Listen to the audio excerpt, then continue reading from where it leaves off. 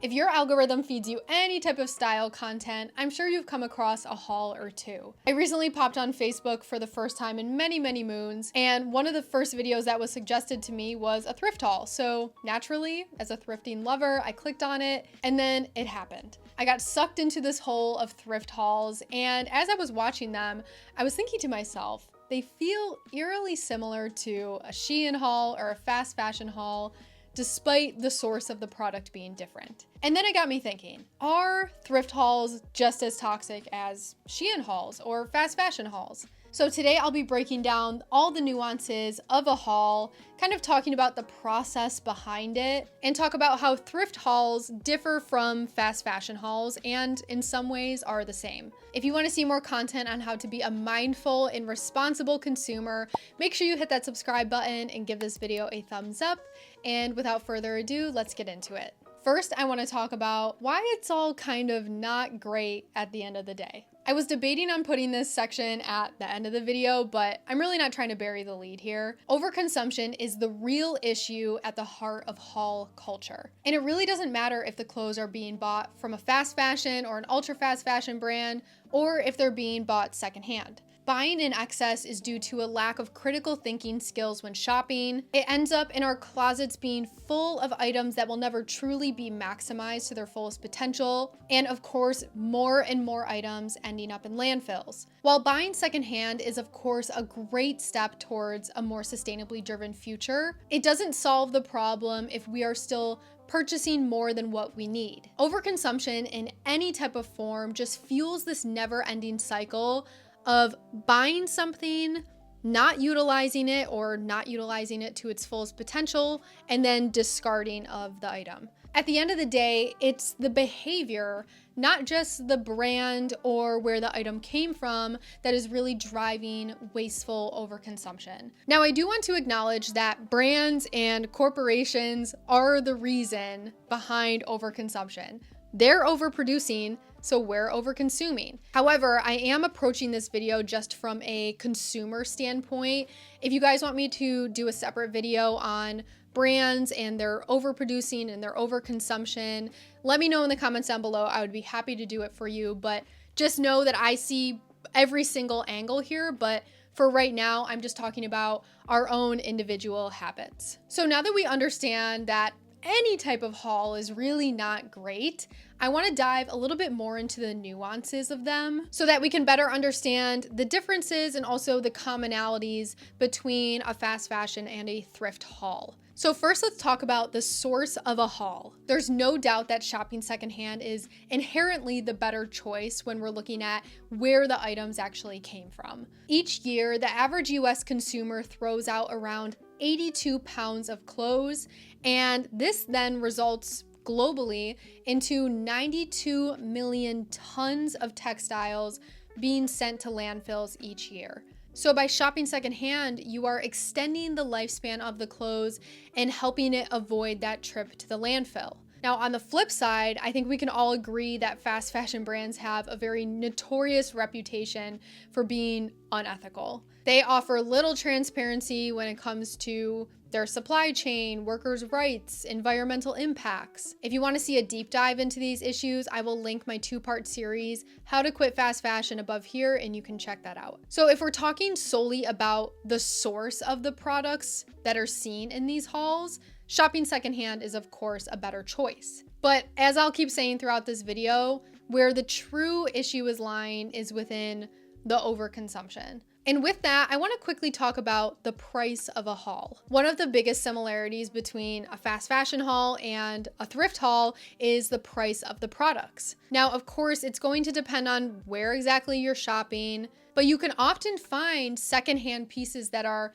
just as low, if not lower, than fast fashion brands. And really, no matter where you're shopping, the appeal of getting a deal or finding something at a really discounted price or just a really low price is something that drives this consumption between both fast fashion lovers and thrift lovers alike. So when it comes to people being enticed to do a haul, price is a huge contributor to people overbuying and overconsuming. Next, I want to talk about the live haul.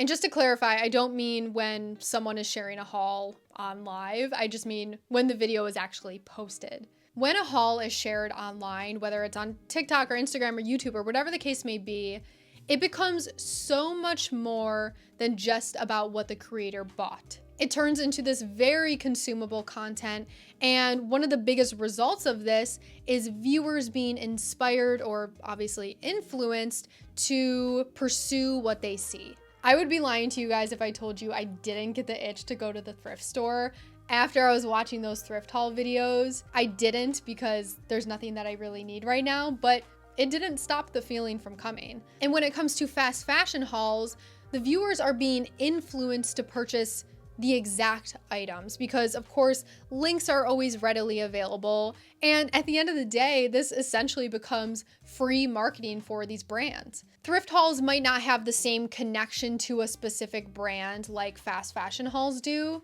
but they still influence the viewer in a very similar way. Seeing someone get a bunch of unique or cool or even just super cheap items from the thrift store can light a desire in us to also want to go to the thrift store, even if there's nothing that we truly need in the moment. And while it might seem like a positive thing, like, of course, yes, the thrift store is always going to be better than shopping at fast fashion stores, the overconsumption mindset is still present. And it reinforces the idea that shopping in bulk, even if you're just shopping secondhand, is normal and desirable.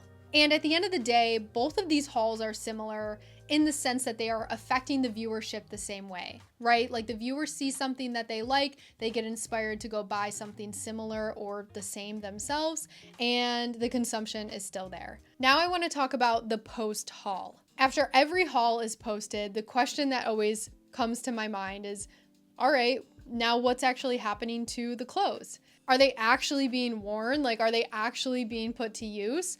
Or are they just a temporary addition to an already crowded closet? And with thrift hauls, there's also a similar risk. Despite buying secondhand being the better option if you are going to buy, if you don't have longevity in mind, if you don't have purpose in mind when buying the item and how it's actually going to play a role in your wardrobe, it doesn't really matter if you're shopping fast fashion or secondhand.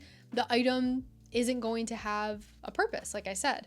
And then what about the actual inspiration that the haul leaves behind? So when comparing the two, fast fashion hauls are definitely leaning towards encouraging people to go out and buy the same exact item. And on the other hand, thrift hauls can inspire people to go and buy something unique, something that fits within their personal style, and hopefully something that has longevity. I think that when you thrift, there are so many other factors to consider where if you are just given a link to buy something, you're not really utilizing those critical thinking skills to actually assess how an item will perform for you. So if we're looking at it purely from an inspired standpoint, I believe that thrift hauls leave a little bit better of an impression than fast fashion. Okay, so now that we broke down all of the nuances from before the haul to after the haul and compared the two, I want to quickly talk about if thrift hauls can inspire Shein lovers to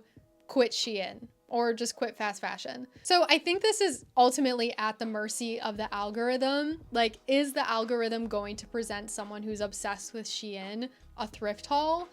I don't really know. Maybe, maybe not. And I would like to think that if Shein lovers were to see a thrift haul and they were able to witness the fact that, yes, you can find really cute stuff secondhand that's also really affordable, that they would consider shifting. But it's really hard to say if that would actually happen. I think it would definitely be a case-by-case situation. And while thrifting will always be the more sustainable choice, it's important to remember that overconsumption is the root issue. Buying in excess leads to waste, and it disconnects us from shopping intentionally and shopping more mindfully. So yes, thrifting is definitely a step in the right direction when it comes to our shopping habits as a whole and when it comes to these hauls. But the real challenge is resisting the urge to haul just for the sake of it, and instead focusing on A, what you already own, and if you are going to go shop, what is actually going to serve your wardrobe for the better. All right, you guys, that is the end of the video. I know that this video was really all over the place, but it was just something that was on my mind. I felt like it was interesting, and I wanted to chat about it with you guys. So hopefully you felt like it was interesting as well. Leave a comment down below. How do you feel about thrift hauls or just hauls in general? I would love to hear your opinion. As always, thank you so much for watching. I am so appreciative of your support, and I will see you guys next time. Bye.